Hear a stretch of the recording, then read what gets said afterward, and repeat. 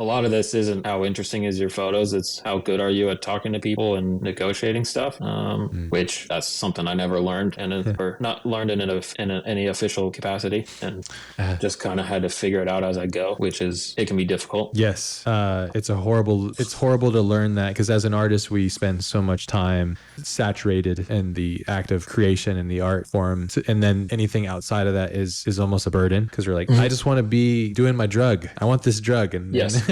and I don't want to be hindered by these other things.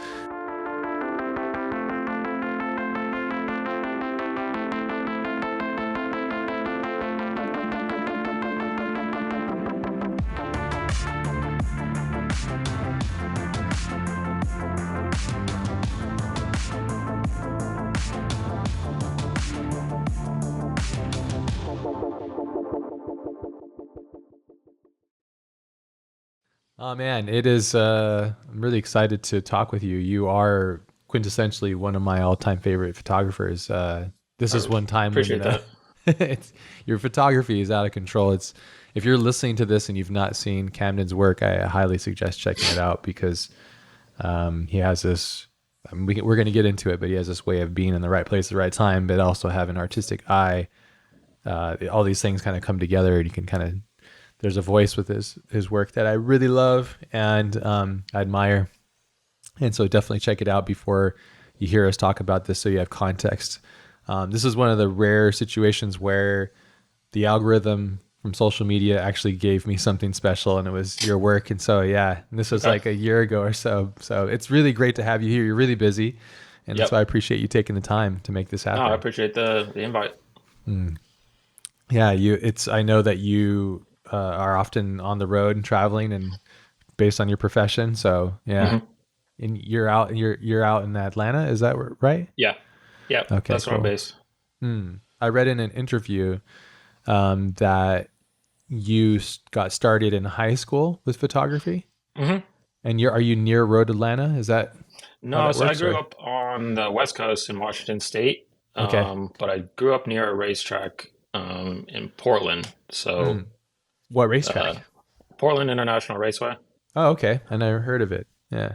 Yeah, it's not used a whole lot now for a lot of bigger events, unfortunately, but there was a lot of kind of grassroots racing, pretty much of all different varieties, that I had, thankfully, pretty easy access to growing up where I did. That's cool. That's cool that you had that, because obviously that variety probably helped you understand like how things get photographed differently in different situations. Different cars have different personalities. Yeah, that's awesome. And was there somebody in your family? Like, how did you come into the world of photography? I came into it by picking up my dad's film SLR, probably middle school age, and just kind of as a mechanical object being interested in it. And not so much at that time really being interested in photography, but just wanting to learn how the camera worked and just are you a mechanical mind? With it. Yeah. Do you have is photography something that came to you just because of your interest in mechanical stuff, and then eventually became the art? Initially, why I wanted to mess around with the camera was just it was a cool mechanical object with a bunch of interesting stuff going on. So to try and figure that out.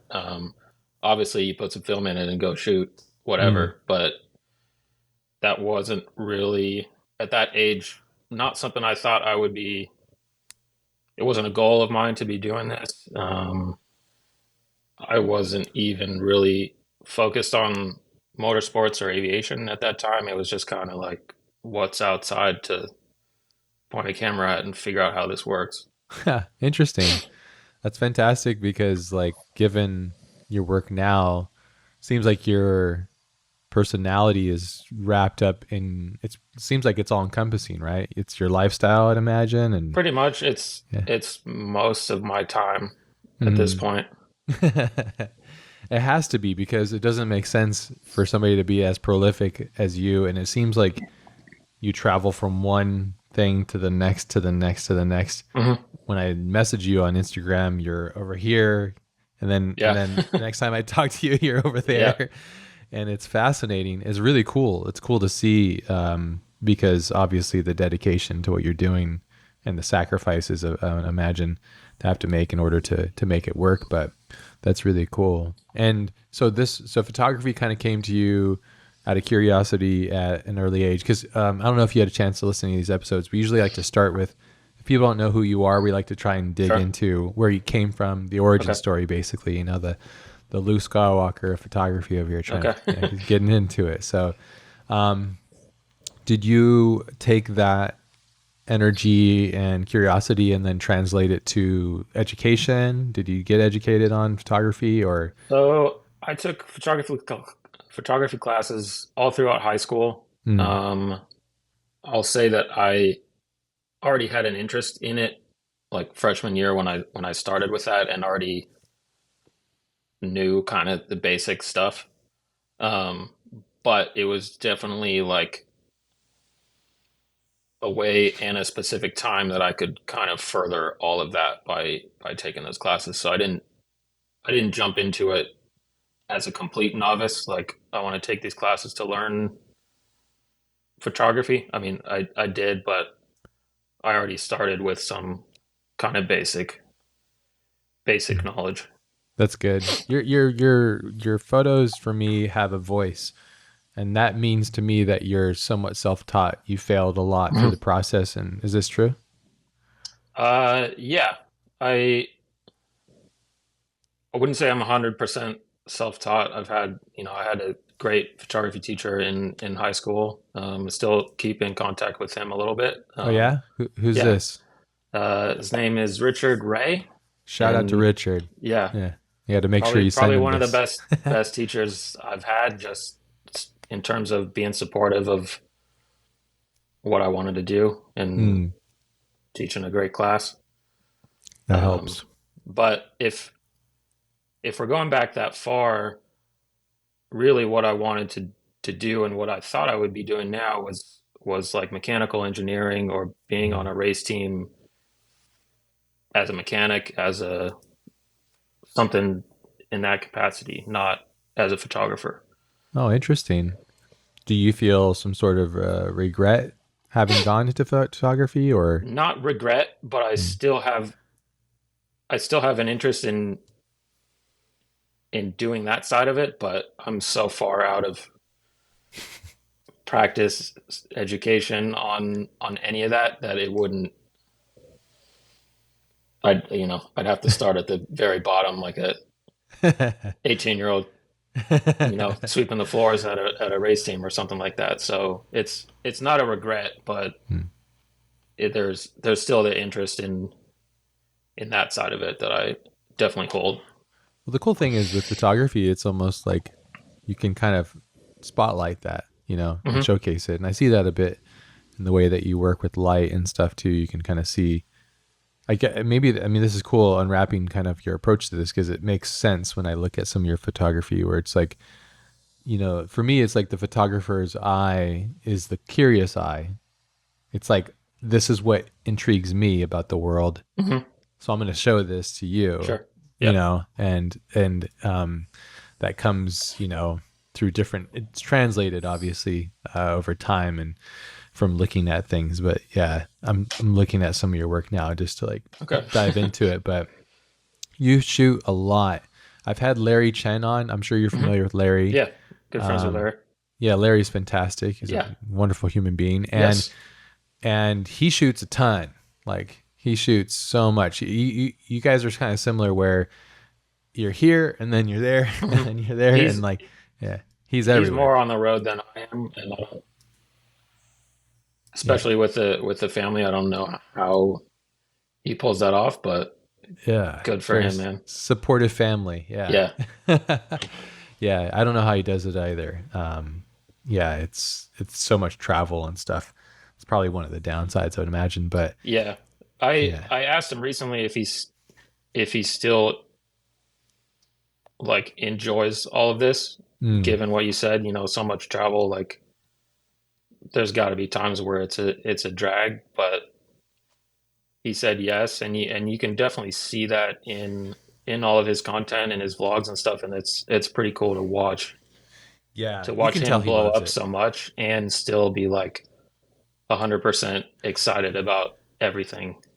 Yeah, he that's what makes him special. It's like Hmm. he's not diluted or jaded. He's just he you can tell he's an audiophile. Like he loves Yeah. cars and he loves the stories behind it, and he's got a lot of emotion invested into it. Hmm. He's also a really kind human being Yeah, too. Like very. yeah, and I think that's like yeah, he's one of those people that I admire on a lot of levels. Yeah, and that's cool that you know it makes sense that you guys would know Yeah, one I've another. known him for at least 10 years, I think. Okay. And I mean, we see each other maybe once a year, if that. We just like, I mean, we're in the same arena, but Yeah. just kind of shooting different stuff. So we don't cross paths that often, Hmm. and even when we do, it's often just like a, hey, what's up? And we're busy doing our own thing. So, Yeah, you're on the clock and just yep, going for it. Yeah. So let's go back to high school and then we'll go through it. So did you sure. get I mean, this is a question that is common with what we do as artists is Mhm. did you get a formal college education? Yes. Hmm. And that was in automotive design, automotive Hmm. technology. Oh, interesting. Because Okay. even at that point, that was still the path that I was trying to follow. And I will say that while I enjoyed all of that, I think even starting college, I was getting fully into photography, and I don't know if I had a real specific destination that I wanted to be at with the automotive side of it. Hmm. So most of my focus personally outside of school was with photography and how to make that work. So I think I let the engineering stuff slip a little bit. Sure. When you were figuring it out, there's a whole different world or there's this big shift that happens obviously with an artist when it becomes a hobby that you're passionate about and you consume everything about it, and then the second level is when you get the world to respond to your hobby by encouraging it through monetary Mhm. gain basically. When was the first time that you can recall when that switch happened in your career? Um, I had people, local racers that would kind of hire me to work for them. Mid high school, I think. Wow. So I Yeah. mean, I wouldn't say it was a job at that point. Far from it, to be honest. Sure. But that was, I guess, kind of the point where I realized that maybe it wasn't only a hobby. Mm. That it could work out, that this could grow and expand. Yeah, and I guess I mean it wasn't fully up until I graduated college and just decided not to pursue any jobs in the engineering automotive field. Yeah. That I guess that's kind of when it was like, I guess I'm doing photography. So I It don't know didn't if it dawn was on you ever. that this is the path. No, not, I mean, not really, other than just kind of not knowing what exactly I wanted to. I mean, I didn't want to sit at a desk and do CAD drawings Yeah. all day. So, and I didn't really know how to pursue, like a hands-on race mechanic job or anything like that. Or even if I did, I just thought, you know what, this photography and being around race cars with that is pretty cool. Yeah. Well, it's a real necessary part of it that I think a lot of people get wrong in my opinion. There's not a ton of artistry that is attached to this part of racing as I see it. You're shooting like it's very cinematic. It reminds me of a lot of like Ridley Scott and Tony Scott's early Okay. work, you know, which I'm sure you're familiar with, like Yeah. Days of Thunder and things like that, Hmm. where it's high contrast and Yeah. great framing and things like that. Uh, is that a source of inspiration, cinema?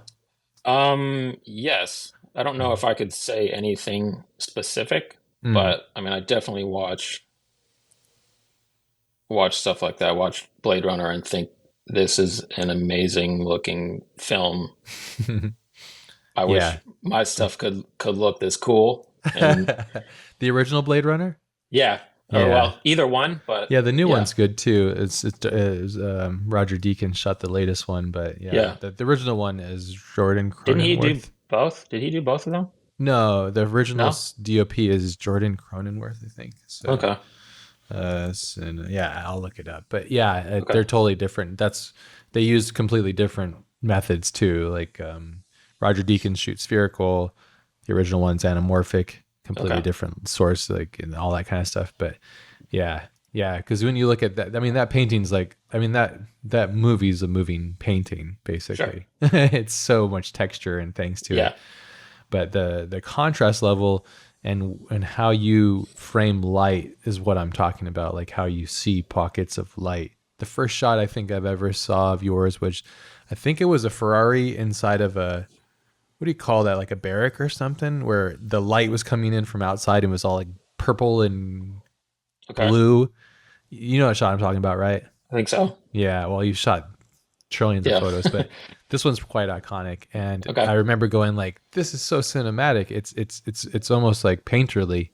Because anybody, I don't know how you stand on this, but I think you give anybody the same camera, the same gear, and give them the same subject, one of them is going to figure it out differently, Mhm. and that's Yeah. the competitive edge. What do you think that is? Like, I mean, you're amongst a bunch of photographers, and I'm sure you Yeah. see your shots and go, "Oh, this is totally different." I mean, yeah, we all often we're all thinking the same thing, the same kind of standard thing, but honestly, just as much, there can be six of us standing in the same, almost, shoulder to shoulder, shooting You have wildly to different. usually, huh? Yeah. So Yeah. we could all be shooting wildly different things, different framing, different, you know, lens, lighting, different overall goal with the Mm. image.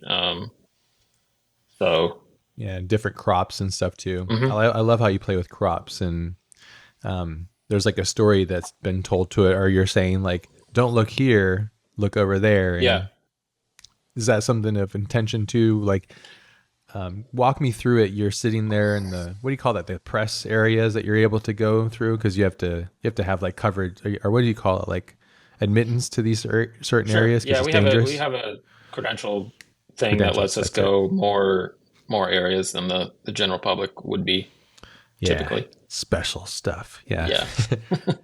So you are at a race event and Hmm. you have the credentials. Walk us through that for somebody that's never been to a racetrack. That's one of the best things you can do. If you get a chance to, please go watch a live race event. The sound that permeates your body, there's nothing else like it. If you got to like loud noises though, but Yeah. yeah. But walk us through that experience. Like you get on location, and how does that work usually?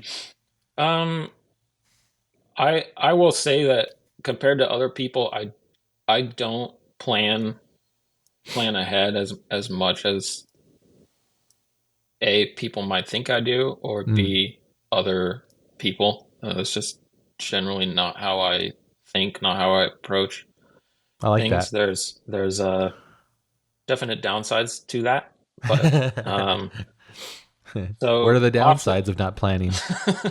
uh, Coverage? coverage, not being Yeah. able to take advantage of stuff that you're not aware of that you could have, researched beforehand. Um, Mm, but generally, I just kind of start walking around, and mm. I'll tend to gravitate towards the people that I'm working for, but um, try to get somewhere early, find some interesting light. I know that's a pretty vague term that Yeah, don't get doesn't too really have any specific here, specific. Camden. Well, you shoot a lot of high contrast, which means light's coming towards the lens usually. Yeah. Um, I, you, I guess I don't know if this specifically answers your question, but kind of my theory behind what I shoot is that let's say I'm showing my grandma a photo. She maybe doesn't know what a Ferrari F40 is, How dare your grandma? No, just kidding. and Come on, grandma.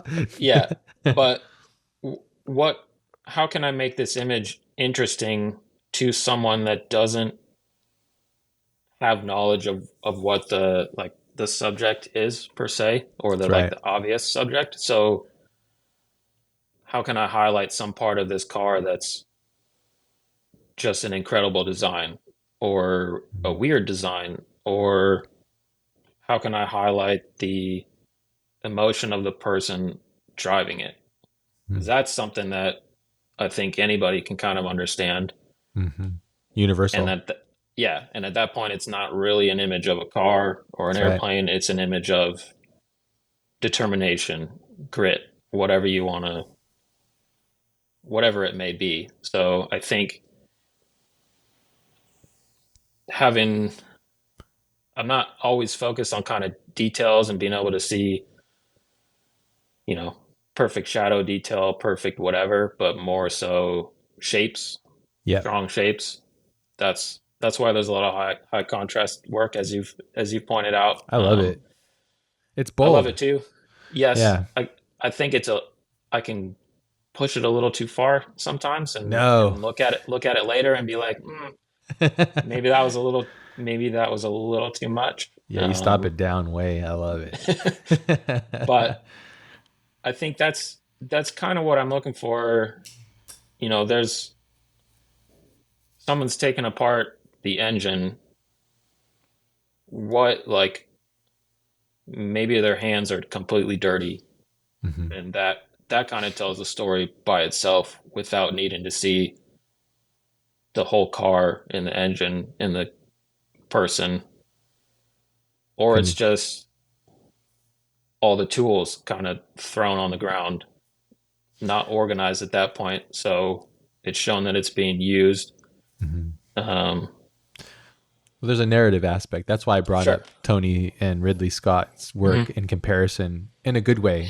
I don't I'm not intending to compare in a bad way, because No. like even you and Larry are completely different in my minds Hmm. of the what I get back from feedback. But I do love. I notice that when you have the sun, you use it as a contrast element, which is really fantastic. You shoot towards it, and Yeah, that's I my do a lot of backlit stuff that yeah. I I feel like maybe people teach that as a no-no, as a like, and I don't believe in that. Same. Um, It's all about so the edge light. yeah, there's, I mean, uh, there's certain times when it's not great. It's not the way to go, as yeah. is for any other circumstance. So, Yes. um, but it, shooting against the sun, against the lights in the garage, or whatever it may be, I think can help with that high contrast, with shapes, with just big, bold structure, texture, Yeah. than shooting, I guess. I don't want to say like typical other people would, because other people can make amazing things doing the exact opposite that I might be doing. That's beautiful, right? That's art. You know? Yeah, Yeah. Like there's really no rule, and no. what we like is completely different from other people. Which is like you said, that shooting the way that you shoot sometimes is a no-no. As Hmm. we'd say. But in my opinion, there's no rules. It's either you like it or you Sure. don't, and that's your Yeah. prerogative. So, but I would imagine you've maybe not now because you're a little later in your career, but in the beginning, shooting the way you shoot now might have been difficult to sell to certain people because they want to see, oh, we need the front three-quarter fully lit of the shot, and you're just like, that's death, though. It looks Yeah. crap. How did you I mean, navigate that? I think early on when I was, you know, showing my work to people driving their spec Miata, or whatever at an autocross, that's what got people's attention Mm. versus just a front three-quarter shot that shows their whole car, um, which is what some people want. And so I think those people may have ignored what I was doing, but it is it is a struggle to try and figure out how to balance that. I mean, at some point, I'm working for people, and I need to do what they need, or Sure. there's a balance there. Luckily, I've found people that want to work with me because of what I do, and they generally that's what they want, and they kind of let me run mostly free with that. That's awesome. So that's that's been great. Um, But you only it get is there because you pursued your taste, right? Is that correct? sure. Yeah. I'm trying to get at artist sovereignty. There's a lot of people that might be listening that are younger in their career that are having all these doubts and shoot in a weird way or they draw in a weird way. And I use air quotes for this because they're unique. I'm Hmm. always there to celebrate that. Like, go into that because the world Yeah. doesn't need another copycat of something else. You know, the world needs you to be authentic to yourself. And that's what I get from your photographs. I mean, this is going to be a whole podcast about how much I love your photography. So it's All just right. fantastic. So just Oh, soak it's, it I up. mean, it's Let the ego grow. Yeah. sure. All right. I mean, No, we'll get it into means a some lot, things, man. So, Thank you. oh, it's fantastic. It's a like this is how I look at your work a lot of times too, because I'm really into CGI, as you know. Hmm. Carlos and I, my friend and I, who made the Make Ace Corp, all that stuff, that whole car stuff that I think I've showed it to you. Yeah. We look at your work and say, okay, how far are we from this? We Okay. don't look at it as copying it. We look at it Sure. as we're in the digital camera, which is so difficult to mimic reality. How far away are we from capturing that emotion? It's still very far. It's Yeah. really difficult. I But, don't know. but we use your work as, and often, other people's work as well, and cinema and stuff. But a lot of times it's just like, how can we capture that likeness or that feeling in your work? And it's a great touchstone, which is really, really love it. So, Appreciate that. yeah. But it I comes mean, I down to would, you making the taste and you doing it. But yeah, sorry. I would say that if if someone is, younger and looking to come into this, why would someone why would someone want to hire you or them? Hmm. Is it do you, do you have a reason why someone would hire you over photographer A, B, or C, or D, or whatever down the line? Mhm. If that's because you're producing different content and people are enjoying that, then yeah, you need to keep doing that. Try and figure out how to make that work. And I mean, there's definitely no shortage of people out there with a camera that you need to stand out above. Mhm. It's highly saturated. Yeah. Sure. Yeah. When you approach, let's say you're going into, and we got to go back to when you had credentials and went through the day. We'll go back to Hmm. that and just, I keep Sure. jumping all over the place. Apologies. But when you, when you're sitting there and, or standing there and you're in the pursuit of a photograph, and let's say you've gotten yourself in the location that you want, you've wandered around. That's just how I like to do the same thing. You got to see first and then you shoot. But Hmm. anyways, you're there, you see, and you're looking for it and then it happens. But then do you ever have that happen where you're like, this is just like the shot that I shot last week or something? How do I differentiate that and That's reinvent myself? Because that's got to be a that's struggle too, because that's how much pretty work you much put out. that's pretty much every event, because I mean, I've been doing this for 10 years, but other people have doing this for 60 years, going to the same 15, 20 places, possibly multiple times per year. So Mm. it's it's hard to get away from doing the same things over and over again once you figure out like what works, Mm. and maybe, there's tracks that I've been to that I know some easy kind of boring stuff to shoot, and I know some pretty interesting stuff that's not totally hard to accomplish. Mm. Um, and it's hard not to do that kind of stuff repetitively, especially if there's like new people I'm working for Mm. every year. Because sometimes I feel like I need to shoot that stuff for them, because they might want that. But generally, I try not to do that, and I try to think, what is it about this image that is interesting, and if that's not answerable, then I might just not do it. Simple advice, but useful. Yeah. Yeah. So it's almost like you have this position where you're looking and analyzing it, and then you're kind of in real time analyzing whether this is going to be something that's going to resonate or not. Because yeah, Hmm. if you're at the same track, but I mean, to be honest, you could. This is something probably you've understood too, and I'm sure you do. Like a lot of times when you're first getting into photography, you're shooting standing up. Hmm. You don't realize that there's a whole nother world at your Sure. ankle, Yeah. and then there's also a different world looking up from something else, which I noticed in Yep. your work as well. Like you have a lot, you're able to shoot from helicopters, I'm imagining, and different vantage points and stuff, which is really interesting as well.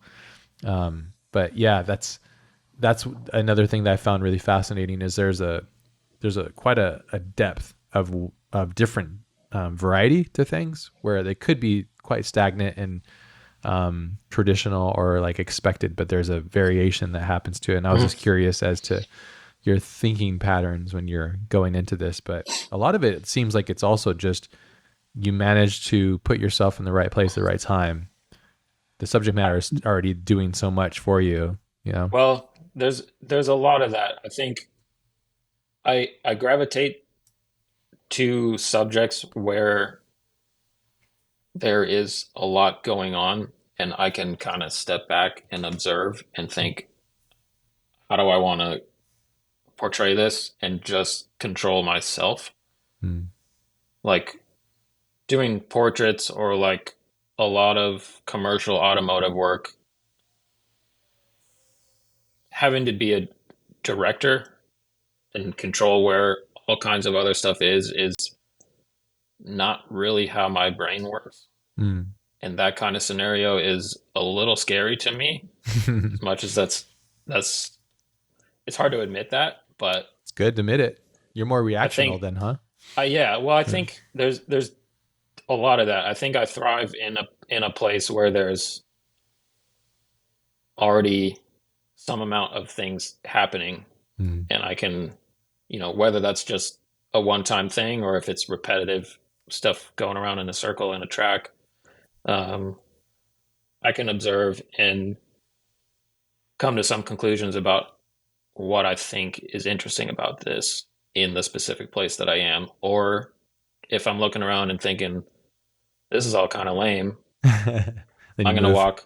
Yeah, Yeah. I'm going to kneel down. I'm going to walk to the other side of the track. I'm going to turn around and see what I can see from this place where I'm right next to the track, but I'm shooting Mm. a mile the other way somewhere else. You're constantly on the move, always on your Yeah. feet, moving. Yeah. On an average day, about how many photos do you think you would amass after a full day of shooting? Um, it's usually like on a probably a typical race that's like 2 days of practice and then a 1 to 3 hour race. It's probably in the 5 or 6 thousand um, image range. Mm. For some of the longer 24-hour races that have a lot more track time, not only in the race itself but in the practice days and qualifying, it just kind of goes up exponentially from there. Mm. I've been trying to be a little more mindful, especially with cameras now that you can just rip Pump them off a out. million frames, and like the mirrorless stuff that you don't have a physical sense that you're you're taking any photos. Yeah. I've actually kind of started dialing my camera's frame per second down just so I don't come away with 60,000 images that I now have to sort through and figure out which of these 15 identical photos of a wrench is the right one. So Yeah. I'd say in general, I probably shoot too much.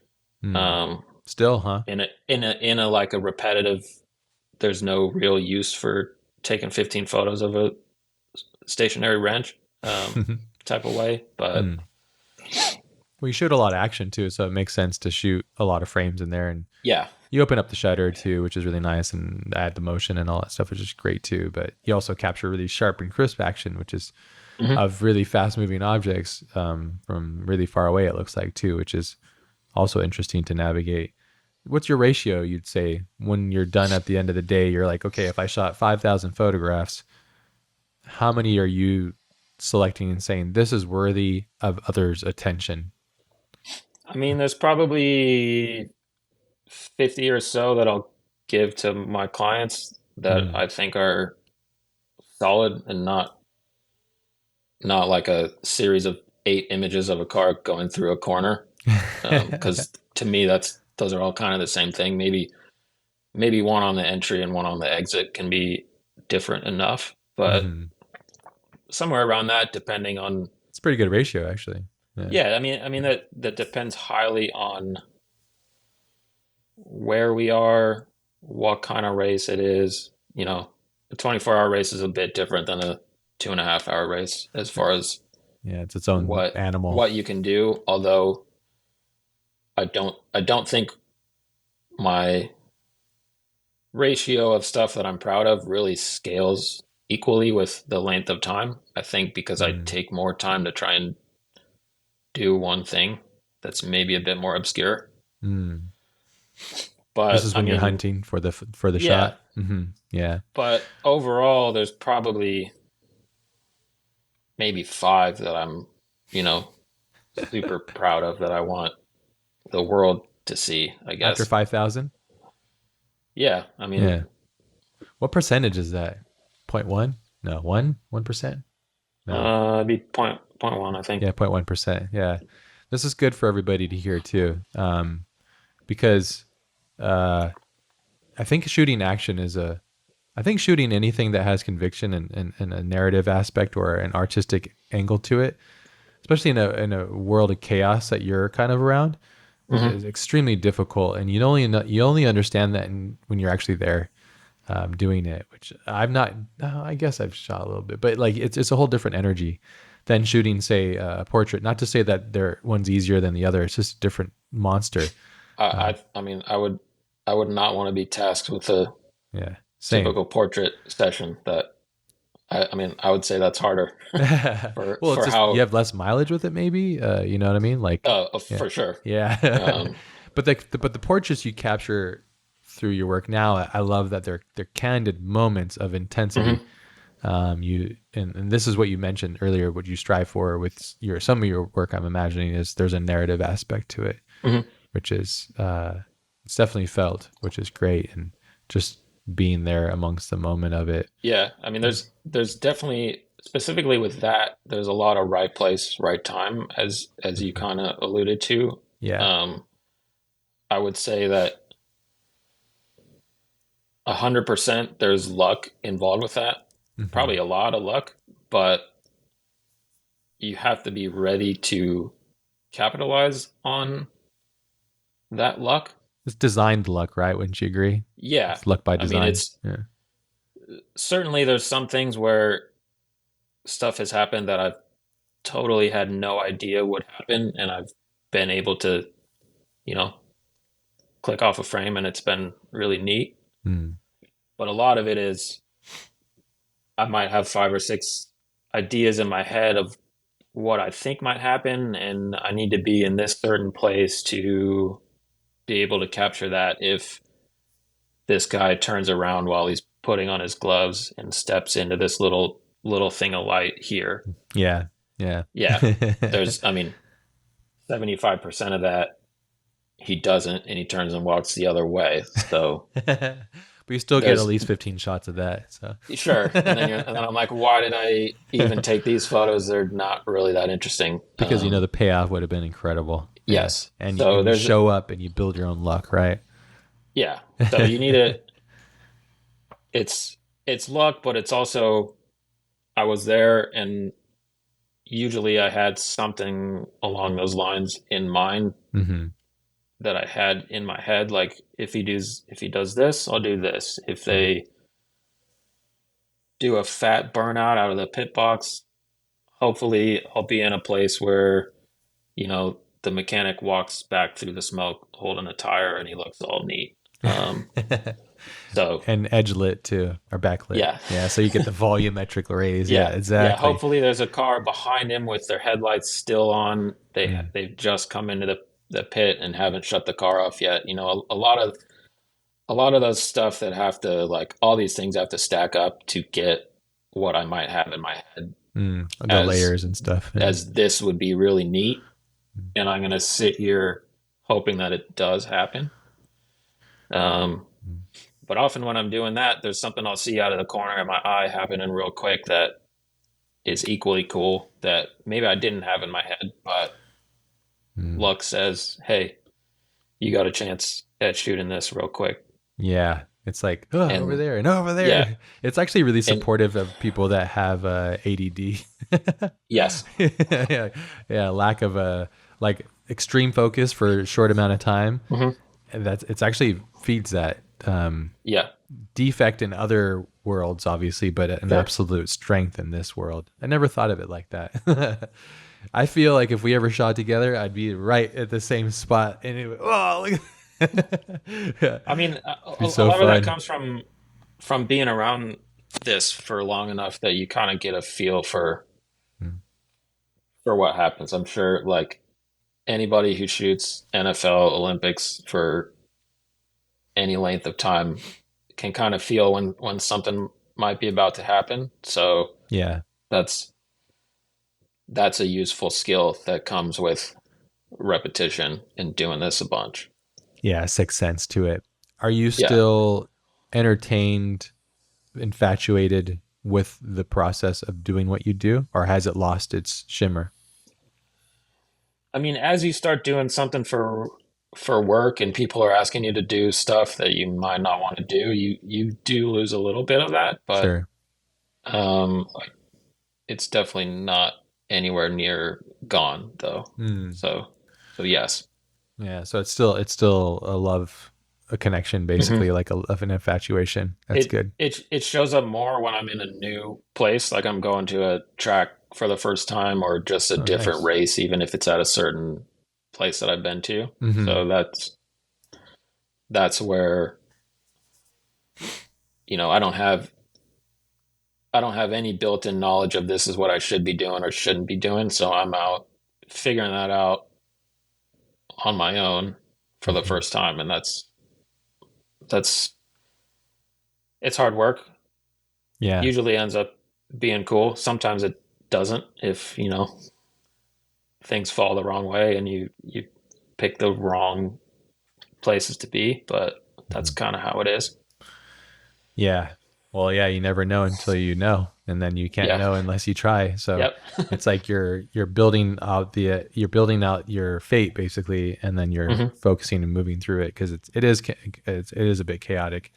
Have you Sure. had I don't know if I might have missed it. Have you had interest in shooting videography as well, film stuff, or are you Uh, still into stills? it's yes. I've messed around with it a little bit with some of the aviation stuff I do, and then I've done a few things with a production crew that I am friends with, Mm. but it's not a huge interest. Part of that is because I realize that I can't do stills and video at the same time. They're totally Like, different things. yeah, and it's just like you need to put your effort 100% in one or the other. Yeah. And there's very few scenarios where I'd want to not do still photography. Hmm. And I think that's a reason why I haven't really explored the video side of things too much. Makes I mean, sense. also up until recently, not really having a camera that was worth anything For video, for video. Yeah, you were using what are you using? Nikon? yeah. Still's So camera, right? yeah, Mm. two. I bought the Z9, the mirrorless, like their flagship mirrorless camera, Mm. a year ago. So that as far as I'm concerned, not knowing a whole lot about video, that's a pretty solid piece for video Mm. on my What's it level. called? But Z9? the Z9, I've never used Nikon or shot with them, so I don't know. It's kind of yeah, it's we're uh, kind of it's it's kind of the funny, odd, right? Yeah, it's like people file into camps like, oh, I'm a Canon person, I'm a yeah, Nikon. I think it's because it's so expensive, honestly, and then you get sure, used to a system, and then you get comfortable with that. Do you? This is something I like to do. Is like I'll go on a trip and I say I'm only using this lens. That's it. When I hmm first started, I was like, I need all my lenses all the time, and I want all this variety. Do you do that as well? I mean, obviously not when you're on on client stuff. I'm sure you have to have your system, so you're like, yeah. yeah. But do Um, you do those kind of challenges? well, so what I used to do, and this I've stopped doing this, but I used to shoot a lot of aviation, like air shows and stuff, Mm. just on my phone. And That's that's kind of better. like, that's super backwards to what, people that shoot airplanes are, they want the Yeah, biggest, longest telephoto lens that you can get. yeah, What can I do with a 24 mil pretty much? And yeah. a iPhone? crappy sensor with, yeah. Yeah, So what can I do with this wide angle lens with no no shallow depth of field, no like real dynamic range, crappy quality. I mean, yeah. crappy in comparison to any real still camera. It's crappy. Yeah. Yeah, So but you can get that kind of creative. Yeah. yeah, that kind of taught me a lot of like about composition Hmm. or let me explore interesting composition to work with what I Makeup. had, Yeah. hide the flaws with my method, my choice of equipment, Hmm. but utilize what I had in the best way I could. Hmm. Smart. So I Yeah. don't I don't do that a whole lot now because I realize I can take a lot of other cool pictures with an actual camera of airplanes and stuff. But Sure. in general, up until just a couple weeks ago, pretty much I was just using three lenses. Okay. Yeah, I saw So you have a 70 to 200. So 35, 70 to 200 and a 500 prime is what I've been shooting on for pretty much the last, you know, forever. There's other stuff here and there, but that's Mm. basically what I'd bring with me. And that's, Three lenses. 35 yeah, prime, 70 200, and then 500 prime. yeah. And 500 stops down to that's what, 2.8? But you usually shoot at what, f13 or something like that? the 500 is a F4. Okay. But Yeah, it's quite a lot of glass in there. yeah, It's but a I big mean, boy. that's a pretty small kit for Yeah, very like, small. compared to a lot of the people I work alongside. Sure. Um, It's a little bit lighter, a little bit more versatile though, huh? Yeah, and I think I've it kind of goes back to something my photography teacher in high school said is like the best zoom lens is your own 2 feet. Like Yes, I love that. get up and move Move. around. Yes. So I've kind of been one to think that shooting on primes, I mean I have that 70 to 200 zoom is a good way to have to put some focus on what you're doing Hmm. and think about where you are, think about your composition, and not kind of correct anything with just a quick zoom. Yeah. It's easy to just stand there with a 7200 and get plenty good coverage, Yes. especially when you get out to the 200. The separation between subject Hmm. matter and foreground and background is fantastic, especially if you can capture that compression. Yeah. Um, Especially with like aviation. It looks like on the aviation side, you're using your 500 a lot, I would imagine. That's kind of what I'm shooting with generally just Mm. with generally the distances involved in that kind of stuff and how Yeah. big or small things are. Yeah. But I keep the 70 to 200 just because it's very versatile and it's something that I could,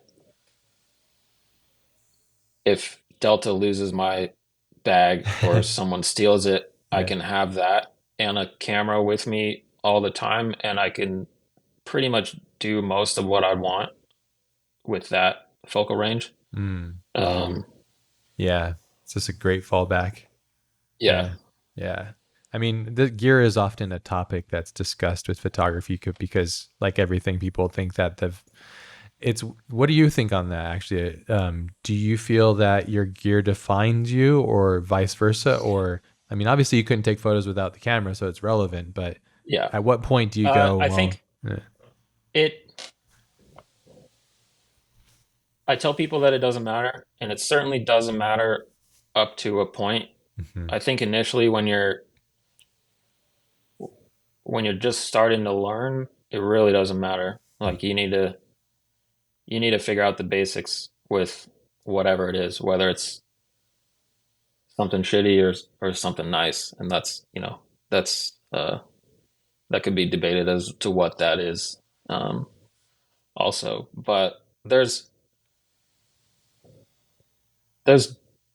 times when your gear matters, I think, but there's also ways where you could just do something else where that isn't a factor. mm, Um, not try to work against what you have.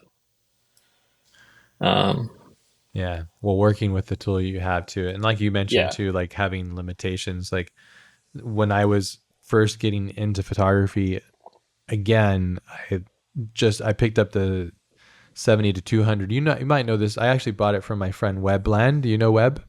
Okay. I've not met him personally, but I'm super aware of who he is. Yeah. Yeah, he's fantastic. He's a wonderful Yeah. guy, and he sold me some of his old lenses when he was like Okay. migrating. But it's so cool too because I'm like, oh, this is great because Webb loves these kind of things and all the things that he shot with it too. I still Mhm. have it, and but I was using it so much and I just loved it. But then I realized if I wanted to improve or advance after I got used to that, it's like, okay, now try another lens. And then I got Mhm. really into like vintage stuff and older things because it just deteriorates the image as well, which is really interesting. Have you dived into like using any older vintage stuff or optical Uh, kind of stuff? I bought one of those Helios. 44 2? Yeah, Mm-hmm. the The swirly Russian? lens. Yeah. Yeah, I Yeah. actually made an autofocus version of that. Oh, really? Wow. Yeah, I don't know. it How did you do that? you can take the central part of it out, Mm-hmm. and I was able to stick that in a older mechanical focus Nikon 50 mil Oh, because interesting. their older stuff is all mechanical autofocus. Mm-hmm. So basically, it's just like a screw drive from the body to the lens, and there's no really real electronics. It didn't work that well. It was autofocus, and it Mm-hmm. was just something I Did you have to tune it saw. or was it still soft? It was super soft, and it was more soft than it should be, just because it wasn't really aligned perfectly. It was something I saw like on a forum or a Reddit post somewhere, and thought, you know what, I'm gonna try and do this. So And you yeah, did it. Oh, okay. I've messed around with that a little bit. Mm. That's like the I kind of gateway want to, drug to the vintage stuff. yeah, I kind of want to now more because the mirrorless stuff. I think you can do that focus peaking, and it'll show you more what's in focus versus the DSLR stuff. I think are kind of worse than an older film like 70s SLR as far as the screen showing you what's in focus or Mm. not. I've always Yeah. struggled with that. Yeah. Uh, Nikon's good with autofocus. So so. yeah, Yeah. So I can't. I've not used them, but I mean, I guess. I mean, as you mentioned, and I agree. And people ask me about gear. It's like at this point, it's like, oh, what camera did you use? I'm like, at this point, they're all amazing. yeah, They all outperform every photographer ever. So sure. the dynamic I mean, range there's and the overall ability that these little computers have, it's insane. Yeah. places where I feel like I'll notice difference in gear is shooting at night. Yeah, Definitely like ISO, the low light stuff. autofocus or low light sensor Yeah, performance. And yeah, that can be somewhere where getting the newest camera makes a big deal, but sure. it's still like if you don't know how to use your old crappy camera, Yeah. you're not going to be able to use your new fancy camera any better. Yeah. When autofocus fails So for me, I go, fuck it. I'm on manual, baby. yeah, And then you're, oh, wow, I'm like having fun again. And I'm shooting bokeh balls and like, oh, okay. yeah, And then I'm zooming and then it's just having fun, letting the failure or the hmm constraint hold you down. I mean, you have to, and I see it in your work too, and you're a reactional photographer, which I see in your work as well. This comes off of just being in the moment, reacting to that's what I think. Again, there's just a lot of compliments, but this is what I really enjoy. It's like, oh, the sand's moving up and hitting the helicopter, and it's creating these incredible like sparks that are now I can just shut it down a little bit, capture it, and then hmm it's just reactional to the moment of being there. I just feel it's cool. It's like you push me into the place. I think and there's a lot of things to love about photography, but when I see another photographer's work that I admire, it's like I like when you push me to where you're at currently, because sure, anybody can crack the code of making something visually strong, but the feeling hmm of being transported is also a yeah. I mean, superpower. I think that's part of the end goal is to kind of help someone understand what it was like watching what I was watching. Um, and Yeah. and if I can do that, that's awesome. Um, it's it's hard to accomplish that all the time. Yeah, yeah. Well, like you said, 0.1%. So, Sure. but I Yeah. also love the grandma role. I think that's a fantastic role. It's like Yeah. because And I universal. think Yeah. yeah, I think you know Is that what you call what it? is It's called the grandma rule, right? that, I mean that's how I try to describe it. I mean, Uh, no, you I coined don't it want to to here call today. anyone's call anyone's grandma out for not knowing what a How dare you, Ferrari is, but grandma? yeah, Every grandma should know what an F40 is. It's I think they unacceptable should. at this point. It's been around long enough and it's that great. So, But even then, like, I don't think an image should have its worth based upon just this is a photo of LeBron James dunking a ball versus this is a photo of some random person doing that. yeah, good I mean, point. as as much as that shouldn't matter, it does. Yeah. But To your and audience though, right? Which is sure, nebulous. Yeah. yeah, Because and I don't think that's necessarily a bad thing, but Hmm. I think if you have strong elements of anything else in the image, then it can be just as meaningful as if someone recognizes what like your subject is. And I guess I don't really want like I want my imagery to be like I don't want it to be like this is a photo of a car, Hmm. like this is a photo of two people racing Yeah. or some kind of action, some kind of story. Yeah. Narrative. Or I Yeah. mean, yeah, Yeah. sometimes it's just like these are cool colors. Hmm. This triangle shape is fun. Uh, there's a whole lot of triangle shapes, and then this airplane is triangle also. So let's put them all together. So it can be as simple as that. Yeah. Just being there and being aware and being Yeah. and living. Yeah. It's also like I feel like you're in the moment of the experience, and that's a beautiful thing. I think a lot of us. I don't know how you feel on this, so we should dig into it. But a lot of times we are either living in the past or the future. We're not living in the present. But with photography, you can't, like you said, you can try to project, but then it doesn't happen. But if you're aware, you just turn to the left and boom, something even crazier is happening. It's being hmm present and being in the moment. Yeah. I think that I find that to be a true blessing of photography. A true, if you're, I'm not a religious person or like into religion much outside of just studying it from afar. But when I had this kind of weird spiritual moment that just kind of hit me like a wave.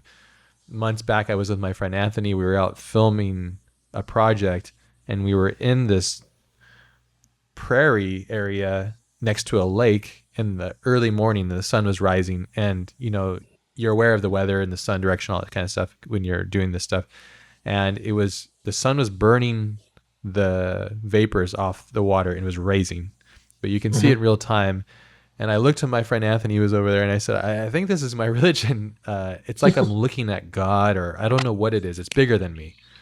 And it's one of the most beautiful things ever. And it's like, what an excuse what a wonderful excuse to spend time, with a person I love, but also seeing the world. Is this a kind of a daily operation for you, outside of the client stuff, I'm sure, but yeah, even merging them would be even more fantastic. I don't know about daily, but there's certainly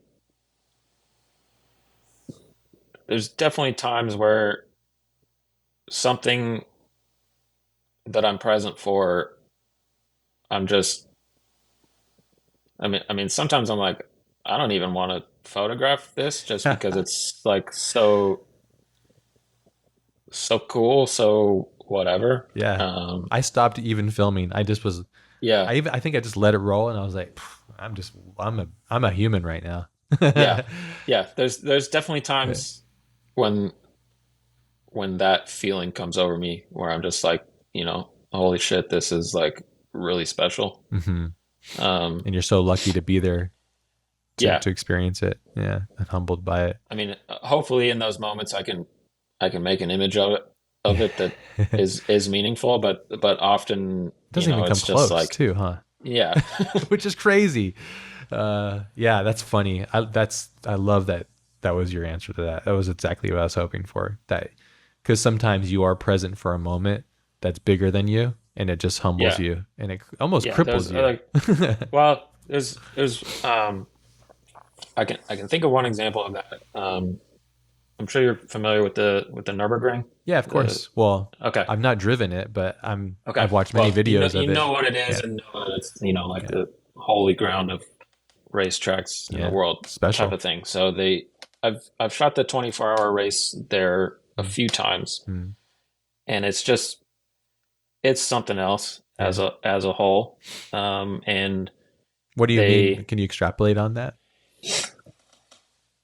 just the atmosphere is unlike anything else. The weather there is also just totally wild. Yeah, it's up They in the hills and the trees. Mhm. Yeah, it's kind of Yeah, it's secluded too. There's like a little yeah. town that's adjacent, I think, and Yeah, there's several towns that are inside of it. It's massive. yeah.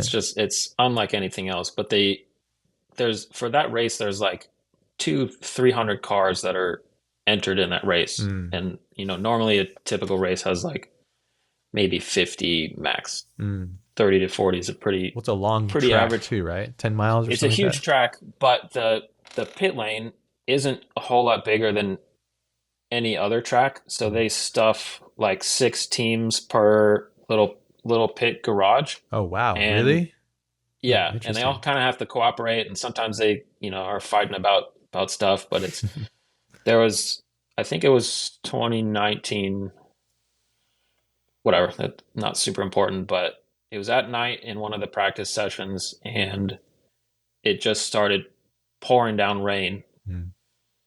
and that meant that Your practice session or their practice session? their practice session, Okay. their Mm. 1 hour of drive around the track, figure out what your car is doing. Shakedown and stuff. Yeah, Yeah. so started dumping down rain. That meant 200 cars had to come in pit lane and put on rain tires, Hmm. and there's room for maybe 50 cars to do that. Ah, nice. So they started stacking cars 2 or 3 wide, Mm. and the whole time it's pouring down rain. There's lights everywhere. It's visually really really neat looking, Yeah.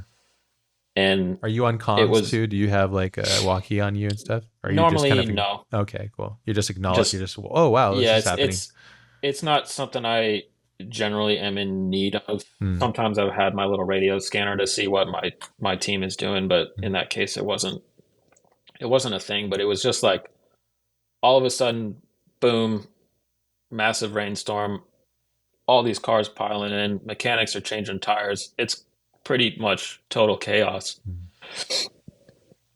But with with all the headlights, the track lighting, the teams like guys on their laptops, all the light from that was just one of the most visually like incredible scenes that I've witnessed. And the other part of it was that I'm in the pit lane trying not to get run over by any of these 200 cars.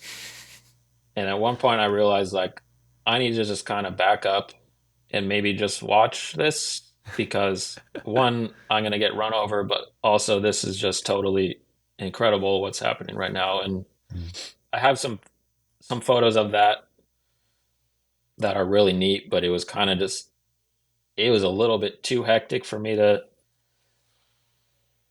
really operate, I think, at my best. But it was one of those moments that I'll probably remember forever. Beautiful. And it's cool. I can Yeah, tell that you go right back to it, which is great. yeah, Yeah. It's cool also that it was all artificial light, nighttime too. hmm So just much, and then with the rain, the artificial light doubles, right? Because of reflection. So you yeah. have So this there's like reflection, and there's every car has different headlights. Some are LED, and they like do that like flicker. pulse Yeah. flicker thing, and then there's lights that are the track infrastructure lighting. There's a Ferris wheel in the background with all of its weird LED patterns on it. Just So cool. Just to, for what I like to shoot, it was just like someone threw $1 million at me right then and said, here, like grab as much as you can. Um, that was a big spray day, I'm sure. yeah. Yeah. So I love those. That's wonderful that you had that pocket. I'm sure there's so many more too, because it looks like you get in helicopters, and I mean we're talking just about race car stuff, but another whole other part of your career is military stuff. We should definitely talk about that yeah, because sure. damn, that is crazy. I mean, talk about money. I mean, it's really cute that you guys do racing and all, but here's a Raptor jet, like Yeah. this we could buy the Nuremberg ring with this thing. Yep. Yeah. I mean, the cost of these things is in the machinery and is just brutal, and the precision of those things. Just the Raptor alone, I know I've seen some photos that you've captured of that. That Mhm. shit is fucking fascinating, man. Yeah. I watch a lot of like nerdy videos on these kind of things. Like the Raptor Okay. does this and does that, and it could Yeah. obliterate people. I'm like, wow, this is so glad I'm American. Wow, Yeah. like True. glad I'm on this side of the fence of these things. Yeah. I mean, it seems like a natural progression from race car, the obsession in high school, being taught by a fantastic teacher. His name again? Richard Ray. Richard. Okay, I didn't want to miss it. So Richard, Yep. Mr. Ray, and now doing photography, going and traveling. That's a whole nother level again.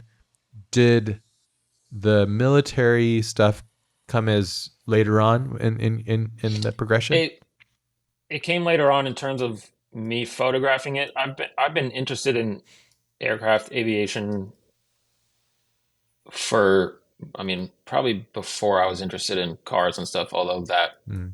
has been an interest of, I mean, Well, you love I've, mechanics and engineering. yeah, I mean, it's the they've echelon. both been an interest of mine since I was, a little kid, Hmm. but I didn't really put any effort to aviation as a subject of my photography until probably the past 5 years. Like I said, I would do a lot of the cell phone stuff with that. So cool. But that was the extent of it, and it's still a very, even now it's a very minor part of my work, but it's a huge part of my just, I love photography and I love jet noises. So, and it's fun to watch stuff flying around. So Yeah.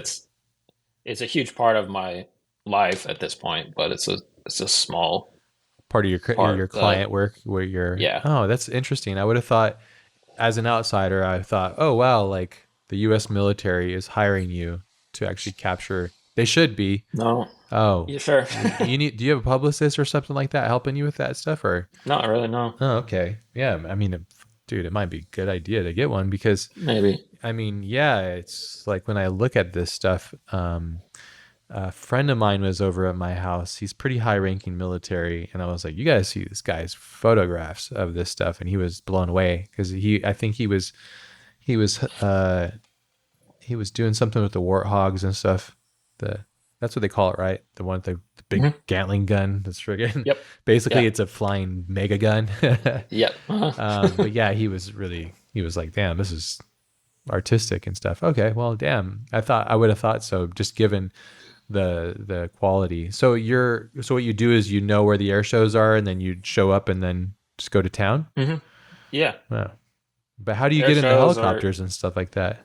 so probably the stuff you think I'm in a helicopter. I'm photographing the jets when they're doing their low level flying. So I'm on a mountain. I'm on the rim of a canyon, and Ah, they're okay. Wow. below me. So that's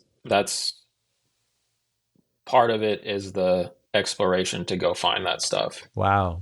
So this is the planning then, right? Yeah, and that's kind of it's a little opposite to how I approach the racing stuff Mm. because it needs planning. It Yeah. needs a lot of research to figure out The flight where paths the and stuff. stuff. Yeah, Mm. this I mean, obviously this is outside of like air shows and stuff because that's pretty obvious where those actions are going to take place Mm. over that specific airport or whatever. But Hmm. um, Right place, right time. You use Sun sure. Surveyor, the app at Sun Surveyor. It Sun Calc, tells you where yeah, your sun is, basically. yeah. Yeah. Okay. Yeah. Some app I have On that. the Yeah, phone, you're oh, okay, cool. At this yep, time, it's going to be here. Okay, cool. yeah, Yeah. Therefore, I'm going to be in the shadow, or I'm going to be yeah. flat, or with it, or something. I Yeah. mean, a lot of the times in with that, I'm much more limited on choice of where I can be just Yeah. because of it's impossible for me to get here Not with impossible. You need a publicist, and no. I'll get you over there. Yeah. Yeah. It No, but feels a lot like of times they're with hiring you, yeah. honestly, from what I see. You're doing a Well, I guess fantastic I job at mean fooling me. yeah. Yeah. Most of that stuff is just because I love to do it, Hmm. and part of me wants to keep it mostly that way. That's great. It's really So it's smart of so you to do it's that. so it's always I wouldn't say it's relaxing, but it's always a enjoyable thing, and it doesn't have the this is now work Hmm. vibe to it. Yeah, we should talk about Which that I actually, because that's a big shift. Oh shit, I need to make sure I get all these things, and then that pressure, Mhm. especially if you are a reactional artist, man, it kind of ruins it. Yeah, 'cause you're like, oh shit. Yeah, at times it does. Yeah. And there's definitely times when I come away from 4 or 5 days shooting something and think, you know what, I'm really not happy with personally not really happy with what I've done as far as wanting to show people. I'm happy with what I've done for my clients and they're happy with it, but that doesn't always mean that's what I would have wanted to do given total freedom, given zero responsibilities. Yeah. And if I was your client, I'd say just go to town, but I mean, most of the time that's the case. that's thankfully what they do. Yeah. And but then, you know, I could go to town for 6 hours on one specific thing and it might not happen. And then I think, you know what, was that the best use of my time Hmm. for this person that's counting on me to do something? Yeah, fair enough. Yeah.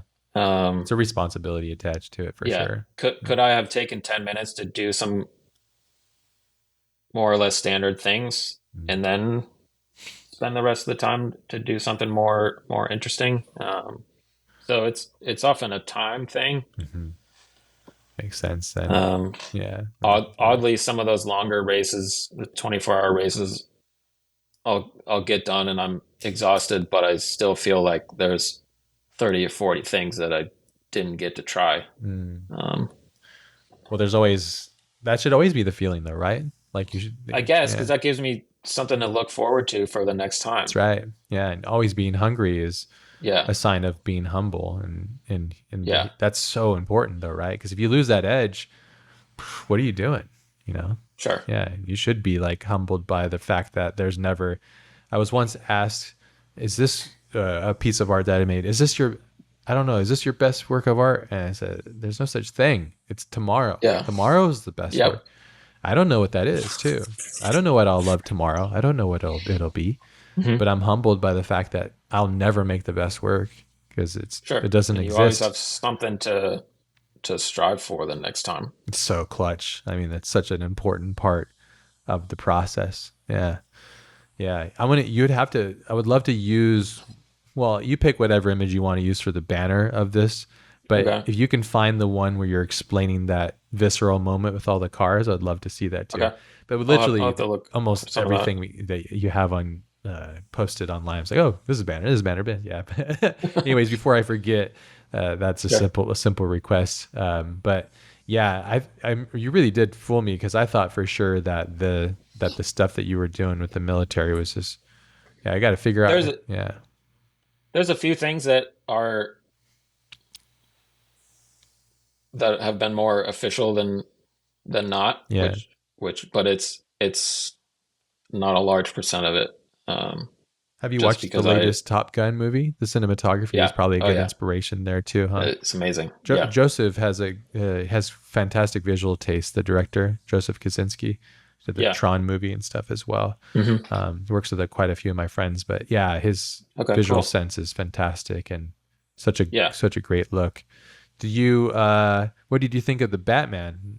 Did you enjoy that? I could see some I haven't seen the commingling. latest Oh, you should one. watch it. That's I I mean, know because you did the vehicle for that. yeah, I designed it. Right. Yeah, yeah, Yeah, okay. and Greg Fraser Yeah, is fantastic. He's one of the best I feel bad cinematographers. for not having No, it's seen your okay. creation, but Someday you'll see it. Yeah, and maybe not, sure. but I think you would actually enjoy it because of the way that Greg and the team and Greg shot it. Basically, the actual action sequences and stuff. I think um, might impact you in a positive Okay. way creatively. I'm not trying to spam you with that, but I think No, so. There's not at some of your all. photographs. I'm like, oh wow. I've sent Greg some of your work too because I'm like, dude, check this out. This is crazy. I think also, did you ever talk to William Eubank? I think I connected you to William. Yes. Yeah, Yeah. Yeah. and he's fantastic as well because was looking for something that was aligned with what you were doing, which is great as Yeah. inspiration. So that's good. Yeah. Yeah. I haven't seen the final product that they use some of my stuff for, I think. Oh, great. I don't know if that's finished or Yeah, it's a process. what the story is with that. Not that I'm fishing for that to be done or whatever, but yeah, thanks for putting me in touch with that. Absolutely. That was something where my what I thought were just kind of random clips that I thought I guess it's cool that someone else had a use for them. Hmm. Um, so I guess going back to experimenting with video, yeah, I've done a little bit, but Yeah, that's what he was um, looking for, like video stuff. And I was like, well, he's the best one. So I don't know if he does yeah. video. So yeah. And he asked me, and I'm kind of just like, I have a bunch of these random clips and sent them all over, and Fantastic. assuming that these are junk, no one, you know, I would really love to see but you do video. That'd be really crazy. But as you mentioned, it's a completely different methodology and approach too. yeah, and Yeah. I think it require. I mean, it requires more focus and maybe more knowledge of what the final product is going to be, Yeah. more so than a single photo does. Yes. Yeah. Um, so that is not a strong point for me. So It's taxing, man. maybe maybe I'm a cinematographer and not a director and not an editor. Hmm. Um, although I mean technically I'm all three for my Stills. stills work. Yeah. But there's a difference in quantity and overall It's just a different necessity monster. for yeah. Yeah. We should talk about your post processing as well. You Okay. using Lightroom, I'm assuming? Yeah. Yeah. Fantastic tool. There's Uh-huh. certain things because I don't know if you're the same. The way I look at it is there's a photographer in the field capturing the moment and the memory, then I like to go home, and then there's the second photographer, the one that's trying to remember what it felt like. Hmm. That's what I think of as grading. How do you approach it? I mean, I think I'm trying to show. I mean, like you said, what it felt like. Like Mm, how can I share this with someone else such that they might have a hint of my experience or what it meant to me, mm, seeing whatever it is that the photo is. So I think I'm farther away than pure like documentary type of photography, but I think it's more like, you know, it's all about the final product. So mm. the actual, shooting it with the camera is one part of that, and then there's several other steps in that before you output the final product to your audience. And the editing, processing, whatever you want to call it, is a key part of that. Yeah, it's essential. It's kind of when everything comes back. It's the part of the way I look at it. It's like you have the moment, the candid moment, you capture it raw, Hmm. and then the next part is really where the emotional tonality gets ramped up or ramped Yeah, down. However, it's like one more layer of sure. meddling basically with it, and it's cool. Like I don't know, I could be wrong. I probably can't speak on all your photos, but it doesn't seem like you do. Like sometimes when people shoot this kind of stuff, they do like a ridiculous amount of post processing that's it becomes gaudy and it reduces the image down to some sort of like weird watch commercial or some sort of product thing. Okay. You know what I'm saying? When they would Yeah. go like, remember when like HDR came out? I think that's what it was called, Yeah. and everything was exposed and perfect. And Yep. you're like, okay, come on, Hmm. guys, like let's calm down here. Like Yeah. not everything's like this, and it feels weird. I feel like you give things a universal feel. Is that true about your approach to this? Um, I think, I mean, in terms of there's kind of a theme of, strong colors, high contrast, Mm. um, less specific detail on any one thing. I mean, I think you could say that's universal in my work for the most part, if that's what you were asking. Um, but I mean, just like you said with the HDR stuff, like it doesn't look like that. Shadows aren't completely black, highlights aren't completely white.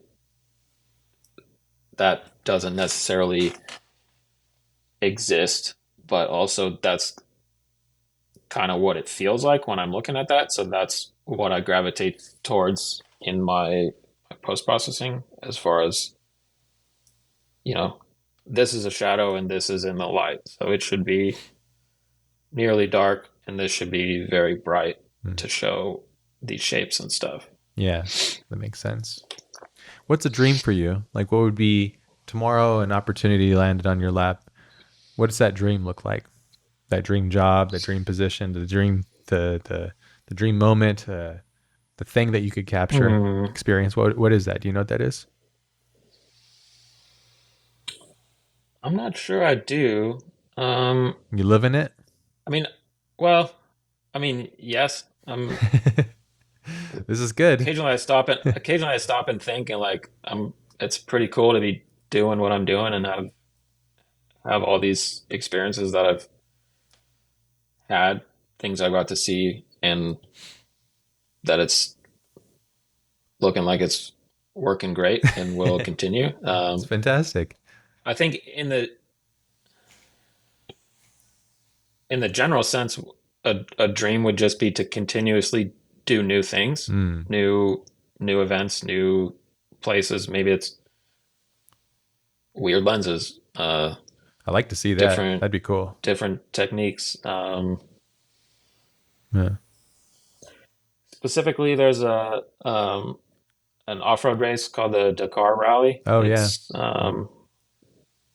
It's Saudi Arabia is where they hold it now, but it's like 2 weeks of just nonstop grueling um, desert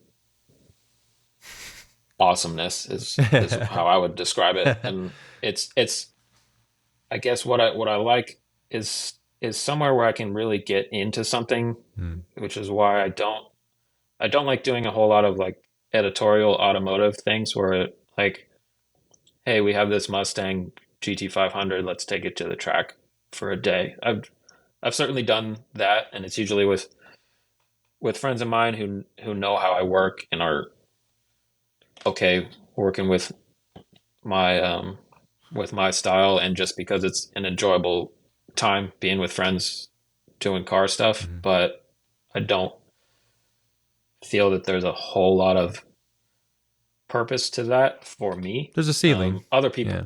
yeah, Yeah. other people that I see that shoot a lot of that stuff come up with incredible things that I just don't Yeah.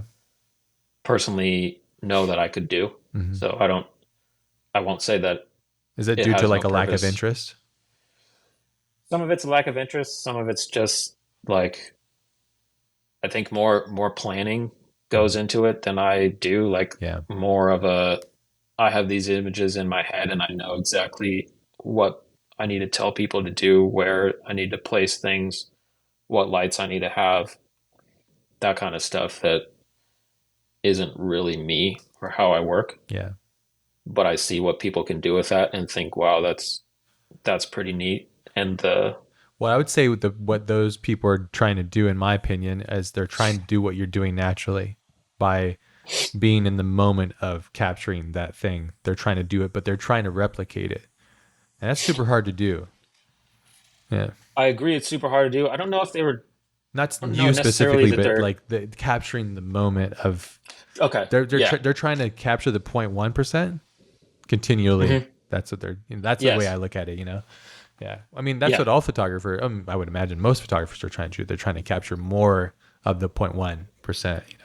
But the And the candid people moment. that I see that do that well, I mean, Webb is a good example Hmm. Yeah, web. of someone that does a lot of the commercial I mean, commercial, whatever. That's doesn't really have any meaning, but um, someone I can look at his images and think these have a purpose to them. Mm.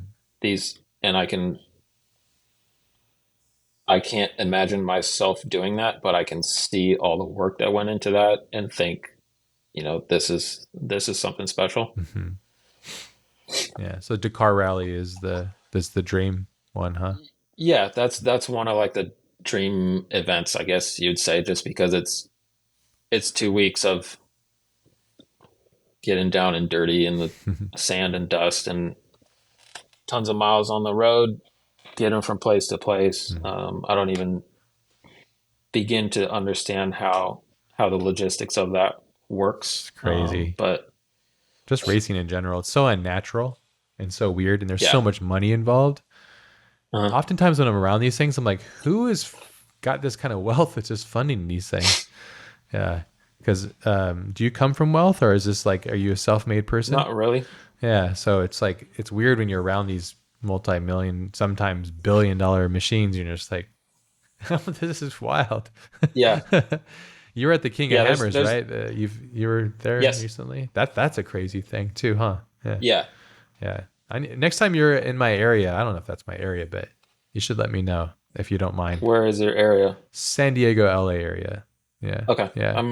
I'm out there a decent amount. Okay. Yeah. Let me know. It'd be fun to go Sure. and explore and have fun and giggle while There's a taking lot of a lot photographs. of aviation stuff out that way, Yeah. I never and then utilized it too. I'd love to. Yeah. yeah. Because it's just so cool. I should maybe, he's leaving, but I had like this huge, the Sigma, the big, huge one. It was like to 600 mil or something like that. But Sure, 150 to yeah, 600 150, or 600. Yeah. 50 to 60 to 600, Yeah, whatever. yeah, it's it. I was like, oh, this is perfect for that kind of thing. But also, I went the other way with my lenses, where I was like, this is too clean and sterile, and it lacks Hmm. that impurity. So I went to like full on weird Nikkor lenses and like all this weird stuff, and you could put like Vaseline on like the UV filter Yeah, and pull the light, and Yeah, that's the stuff that's really interesting to me. You'll see when you watch, if you do watch the Batman. I think Okay. Greg, they used a lot of old anamorphics, but when they shot the car,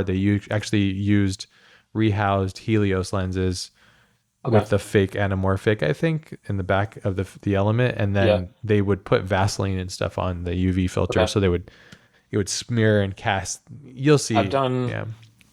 I've done a similar thing. You just take your thumb and smear the front element of your lens, and if you point it at like a street light, it'll make all these Mm-hmm. like Striations. big, yeah. Mm-hmm. And so I've done that a few times, especially when we're at Daytona, which is a NASCAR track with a ton of lights on it. So at night, that Mm. can get some weird lighting effects going on. Not on the front of the lens, but on the UV. You, Yeah. yeah, Okay. well, both, Oh but no! Don't do that. Don't listen, people. Don't do that. I think I saw. Did you have like a story where you just like absolutely obliterated your lenses, and like, you had to go like, I'm yeah, I'm generally kind of rough on my things, or I think like if I need to set something down here Mm. because that's what I need in the moment, then I'm going to set it down here. And if I trip and knock it off this rock, then okay, you have to be then. Yeah, that's my dumbass's fault, and I'll deal with yeah. that as it comes. So yeah, if I don't have a filter on the front of the lens and I want to make some weird light smear, then Oh man, go for your it. poor lenses. Yeah, I remember Yeah. seeing. Yeah, I remember seeing like some. I think it was on Instagram where it was like a story of like the service that you had to do on your one lens was more expensive than the actual lens, or play Yeah, stupid I games, get sent in a stupid lot of my stuff. gifts, I sent in a lot of my stuff recently that had been long overdue cleanings and stuff. for service. Yeah. Yeah, and kind of a story for my whole time doing this is just constantly working around like halfway broken things, and Oh man. you gotta crank this lens like this on the body to get it to focus, otherwise it'll freak out Oh, it or doesn't something connect like with that. like the So autofocus and stuff. yeah, or Yeah. just kind of silly stuff like that Hmm. from me tripping when I'm walking upstairs or something, and the lens is the first thing that hits the ground to break my fall. I love But that. It's good you're using it though. when you're out, yeah, Yeah. when you're out climbing rocks and stuff, that's kind of what happens. Yeah. Um, some people are a little more cautious than I am, but I I also maybe have more backup stuff Hmm. than other people might. You have like a Or decent sized kit of backups, or just like triple backup yeah, basically. I've got a replacement for most of the stuff that I have. Mm. So if one thing goes down, I can a just deal with it, and if I'm out my 500, then I'm thinking of other stuff to do that suits my Mm. shorter lenses that I have, or I can run home and get another one. That's if you're close to home. Yeah. Yeah, which I'm often not. Yeah, I was gonna say. Do you well, I will wrap this up here, but do you one thing I love to ask all of our guests, because a lot of times those that are listening, we're all students of art, and we're Mhm. all very interested in these kind of things, and I would say like, we're all studying and looking at other people as benchmarks of things. When is there a piece of advice that you wish you could give your younger self to alleviate some sort of friction point, or help you navigate a certain problem that you faced that you've got overcome? Is there something that comes to mind that you could give yourself? Mm, Maybe don't follow any of the so-called rules too closely, Yeah. or don't pay too much attention to that. I mean, there's reasons why those things exist, but also there's 400,000 ways that you could go against that and make something really cool. Mm-hmm. So I guess don't get like specific example. One thing for like a lot of aviation photography, especially playing with a propeller, is that like don't freeze the propeller. because then it looks weird. I mean, same with a car. Like, I think a lot of people think that you got to have the wheels moving, you got to have the propeller spinning, but oftentimes that might be actively inhibiting some other piece of the photo you might want to make, Mhm. and getting hung up on some little portion of that and not thinking about the overall image or meaning, or like, what do you want to say with this photo? Getting hung up on some little technical detail is not that helpful. So Love that. Yeah. that's one thing. The other thing is, for people wanting to do this as a job, maybe taking business classes rather than photography classes Mm. might be a smarter way to go about it. Because that's a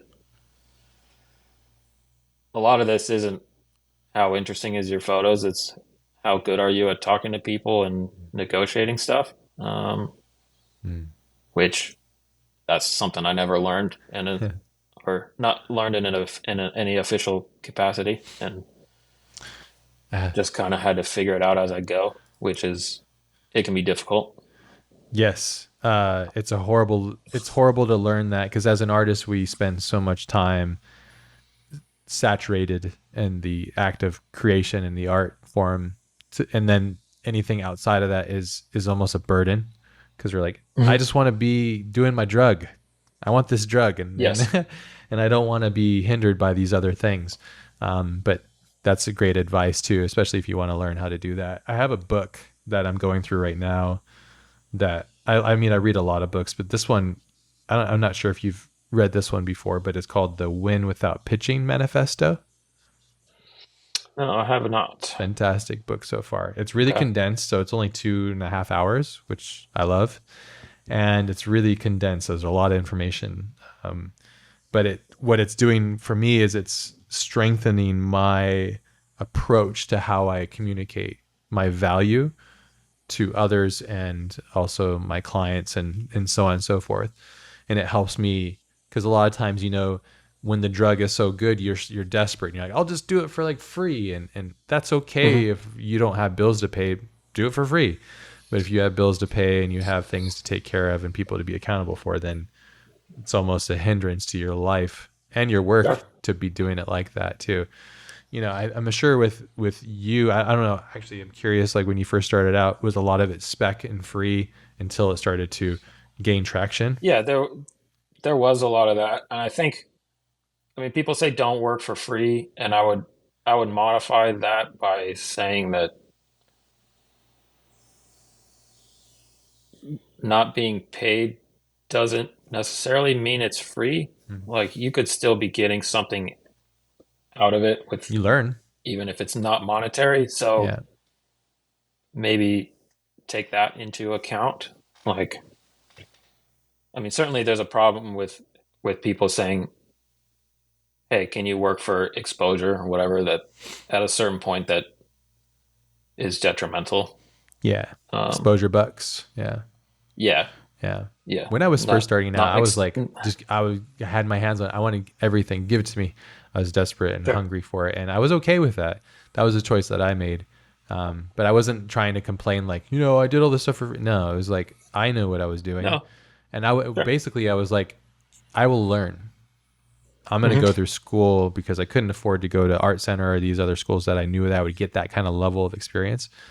So I was like, it's okay. Take the hit now for experience bucks, not exposure bucks, but experience bucks. Because yeah, I agree. Yeah. There's a time in your life that you should do things for experience. I think that's Hmm. really key. And even today, and even nowadays too, like I love finding a project or a person that needs my expertise that can't afford it. And I love just giving that to them, because it's also really important in my heart to give, because that's when you learn Hmm. the most too. Sometimes, it's like, Yeah, yeah. And then there's not that weird thing where there's expectations and stuff and you can exceed it, because sure. there's that better exchange, So it's almost kind of takes it back to the original state of like capitalism. I don't know if that makes sense, but where things were trade and bartered, He's like, Hmm. oh, like you're really good at that. And I'm good at this. So we'll trade on this. And that's kind of fair, right? And it's a discussion. And Yeah. yeah, which is Yeah. more healthy. Yeah. I do that now. I mean, I've had friends with race cars, or there's a guy local to me he's getting into aerobatic flying and has asked if I can take photos of him, and like he'd pay me, and I kind of said, if we can keep this on a fun, like kind of casual level, this is stuff that I like to shoot. I'm more than happy to come out for a day and just make whatever I want to make and not have it be work. Mm, what a blessing. And yeah, and you can use whatever the product that I make is. If it's bad, then whatever, we can try again, Mm, but it's not going to be, I don't want to make it a weird, awkward scenario. mm. I'd rather just do something for the enjoyment, for the experience, for the learning, for the trying something new, and having a kind of easy scenario where if you fail, it's okay, and there's not a huge ad agency like, hey, why didn't you do this type of thing. Yeah. So, And that's where you learn a lot too. Yeah. I mean, you learn a lot always if you're present, right? mhm. Like, oh, this is, working with an agency, you learn a lot because you're like, oh, this is pressure. You learn a lot sometimes about what you don't like. And that's Sure. also just as Yeah. important as what you do like. Yes. Yeah. So, which is always fascinating, but that's cool. Yeah. And it's good to know that too. And that's something that I thrive on too. And So, and in that sense, I'm working for free because there's zero money, but I'm not getting anything out of that. And mhm, in that way, I don't see it as working for free. mhm. Yeah. If Yeah. Well, you're still if you're honing your working and craft. someone's yeah, if you're doing something and someone's constantly telling you do this, do that, and you don't want to do it, yet you're not getting paid, you're not learning anything, then yeah, that's not a That's no good. beneficial. No, that's not good. That's when you decide. I mean, there's a choice matrix you can just you could quickly decipher. Like, because usually when I make a choice to do something, I'm like, number one, does it make me happy? Does it bring me happiness? That's the number Hmm. one for me. And then number Yeah, two, does it give me fulfillment, which is connected to happiness, but they're slightly different. And then number three, does it offer some sort of like recovery on the energy put into it? And then usually sure. from that, so I end up saying no a fuck time. Yeah. Because I'm like, no, Yeah. no, no, no, no. Yeah, I Yeah, mean, I guess that's another thing is learn when to say no. yeah, Because if you get yourself into something where you're not, specifically if you're not happy with what you're doing yourself, you're not gonna like, if I'm not happy with what I've shot, I don't really want anyone else to see it. yeah, totally. And if I'm doing something and the final, like, the brochure for this car comes out and I don't want to go tell people that, hey, I did these photos, then to me there's no use in that. Yeah, Um, there's no and takeaway. that's no, and that generally, that's not a scenario that leads to good work, I don't think. Yeah, or Um, continual good work. Yeah, because I yeah, always had that rule too. Is like never show the work you're not proud of, because you'll just get more of that work you're not proud of. yeah. Only show the work that you're most proud of. Uh, Or you'll have people asking you to do that because maybe it's something they like, but but you don't like it. if you don't, yeah. Yeah, and then you're I mean, just you gotta perpetuating it. you gotta balance that, but Yeah, well, especially at the beginning too. But again, if you're not desperate, I mean, think about all the brave artists that have gone, you know what, fuck it. I don't care about any of these rules. I don't care about, and they might, the Van Goghs of the world where they might go through a whole life of pain and suffering and then they're dead and then they become relevant.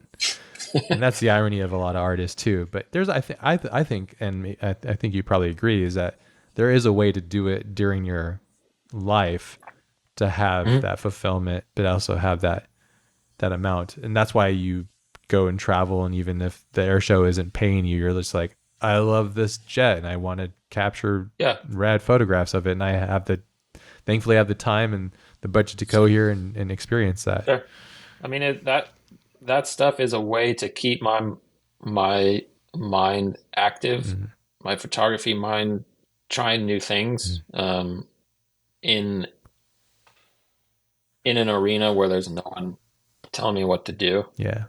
usually. Hmm. Um, so I can try new things if the motorsport stuff is getting on my nerves, and there's always something I can go do that generally doesn't. Mm. So I enjoy having that. I think it's important to have something like that. I mean, not it doesn't have to be another type of photography, like, other people want to go fishing or go whatever, blah blah blah, do something else. But Yeah. I think it's important to have something else that you can do. Yeah. It's cool that you're addicted to this, though. I think it's cool too. Yeah. Yeah, it's been pretty cool so far. Well, I think it's helping. Yeah. And there's obviously an addiction to it, which is fantastic. I always say, Hmm. like, when you're the drug and the drug dealer, things get interesting, so you're constantly Yeah, dopamine and you're happening in real time. It's, yeah. again, great photography is the photographer's in present in the moment. So you're also present, which is fantastic. Especially your style, which is just feedback, basically. Like, the world's doing this, I'm being here and I'm capturing that and putting yourself out there. Yeah, that's one of the things I love about photography is it's an excuse to get out and experience and live your life. And it's like, it is a device to create memories. And Hmm. wow, what a beautiful thing that is. What a gift that Yeah. can be. And all artists, like, of all ranges, of all disciplines and interests, the thing I say the most is literally get a camera. Get any camera, it doesn't matter. Just get one and use it and understand image making and discover it. And like you said too, the sense of rules, they're designed to be broken, especially in the beginning. You're supposed to just literally follow whatever is inspiring you. And there's no right rules. You could do everything you Hmm. want and try to copy you, but you'll never be you because you're doing you in real time. They're doing you past time, which is really Yeah. interesting. Yeah. Yeah. I have people ask me I see it in the more so for questions. aviation. Yeah, Yeah. more so for aviation stuff. Like what's the best lens to shoot an air show? Mm. And iPhone. I could give a standard boring answer like Sigma 150 to 600, Hmm. but the oftentimes the better answer, or what I really want people to think is like, well, what kind of imagery do you want to That's make? right. That's the question. What are you trying to do? Like that drives everything. Mm. And so that's the hard question to answer in a general sense like that. And I try to lead people towards thinking about what they want to do, Mm. because then the gear, the location, everything else will kind of fall into place to make that a reality. Mm. That's right. But when people just say, "Hey, what lenses do you use? Mm. How do I take better photos?" Like, there's not really an answer to that. And if you're not thinking about the end goal, which, I mean, it takes time to be able to do that, but Mm. there's no way to answer that, and there's no way to improve if you're There's no way. Yeah. If not you're not failing. not constantly doing that. Yeah. Yeah. If you're not in the art, living it. Yeah. And you're on 10 years, you said? And you're 10 of doing this? I graduated in 2012, so Mm. it's yeah. I mean, at that point, this was my Well, it's only thing I'm it's doing. kind of the number, though. You've heard the 10,000 hour Yeah, rule kind of thing. So you're yeah. coming up on your 10,000 hour rule. Even when I look at your catalog of work, these last, and this is just from my outside perspective, these last, I don't know if I'm getting the dates right, but the last 2 to 3 years, it's like you've taken off into a different. Do you feel that with your work? You know what I'm saying? Do you see it or no? I do. I also see this all the stuff I've struggled with, which Sure. As an artist, you you or see it. anyone Yeah. else wouldn't see. Yeah.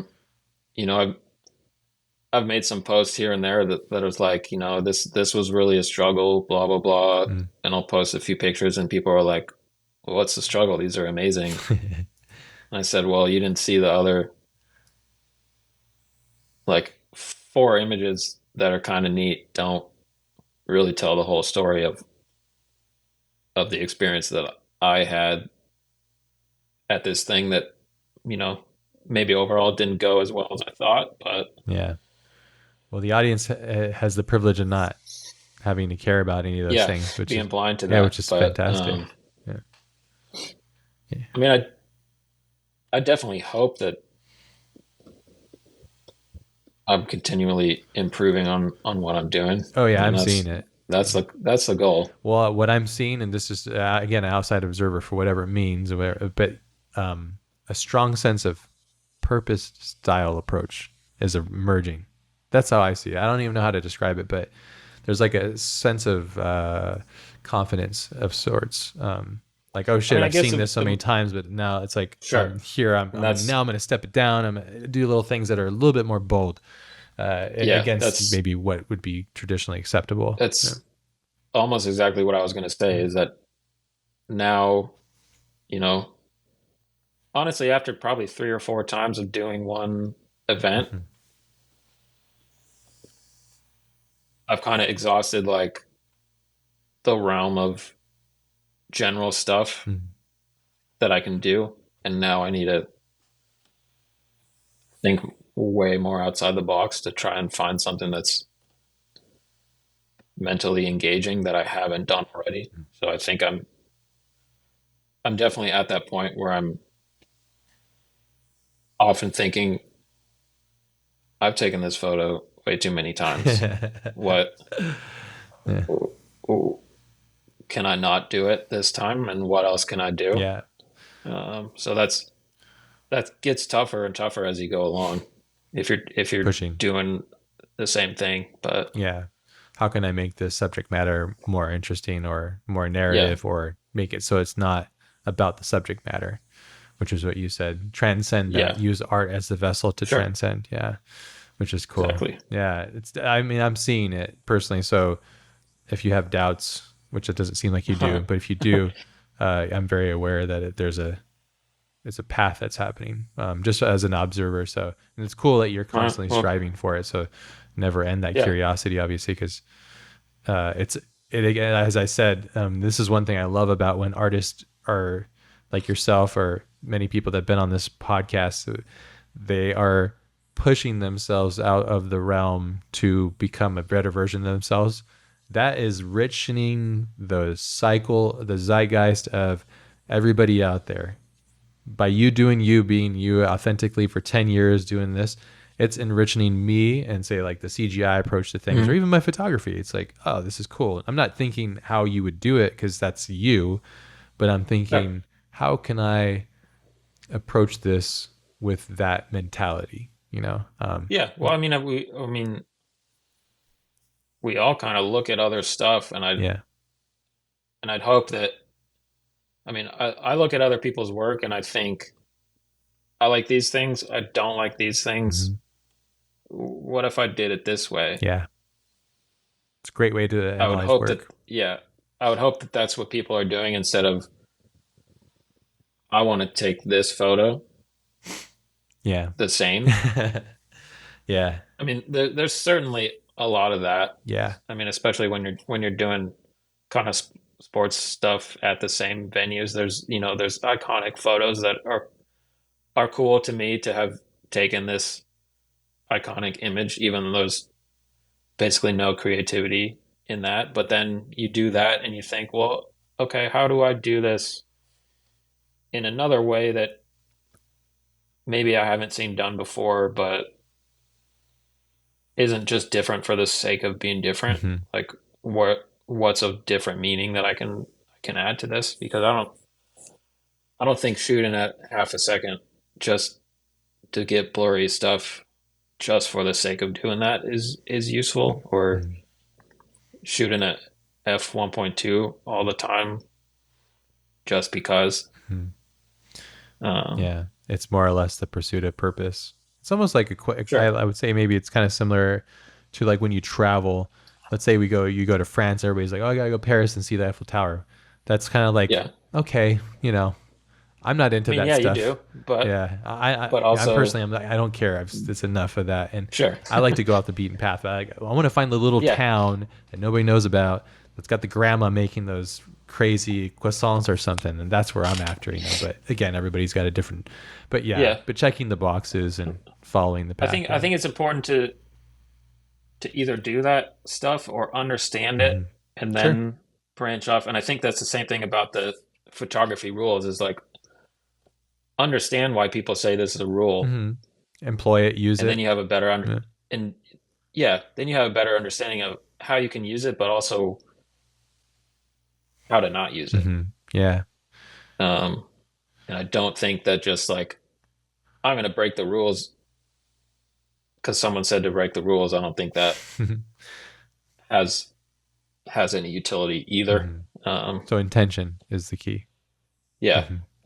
Yeah, totally. That makes sense. I mean, if you're taking a photo of half of someone's face, why this half? Hmm. Why not the whole thing? Hmm. What's what about the other half? Something. I mean, I'm just making that up, but No, no, no. You're being very specific. So we're talking about faces. Not just kidding. Yeah, no, totally. That makes sense. And yeah, intention is the key. I think a lot of times intention. Okay, so if we break down photography binary wise, so it's like being present in the moment.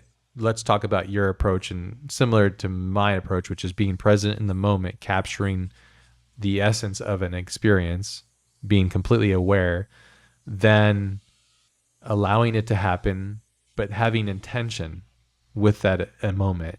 And when all those things come together, the viewer goes, "Oh, what the shit? This is crazy." They're feeling that energy of intention, hmm purpose, moment, and the ritual of it all connected, which I think is potentially the summation of it all. And what eventually, because like I think you probably, I don't know if you feel this way, but photography, just like art, is very subjective, and it's hard to get people to appreciate and understand that photography has value, say, along with like a painting or something, just because people devalue these things or they don't understand the breadth of things. sure. But again, that's not their job to the No, viewer and here. I don't think that I can't tell someone that like my photo is important and you must understand it and enjoy it because if it doesn't resonate with them, that's their Prerogative. Yeah. yeah, their ability to say, nah, this is dumb. I don't like it. This doesn't mean anything to me. Yeah. So Yeah. I can't the same way I can't really say that anyone else's photography is dumb either. If they're into what they're doing and they are enjoying it, then that's awesome. I can't I can't knock anyone else's method or results. Yeah. How could you?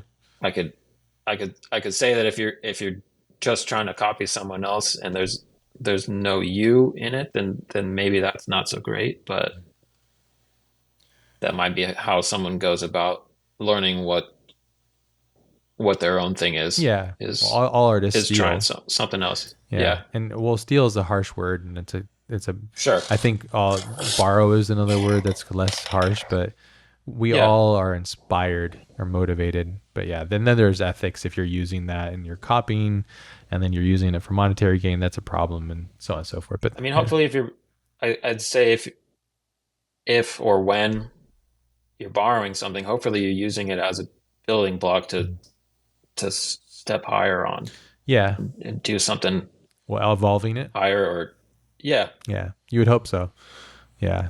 But yeah, there's obviously that line gets crossed, and it's so circumstantial sure. that it's hard to track and really say, Yeah, this is wrong. Because I agree. I don't think it's fair of anybody to say this art is not good, even though I have strong opinions about art and other people's yeah. art.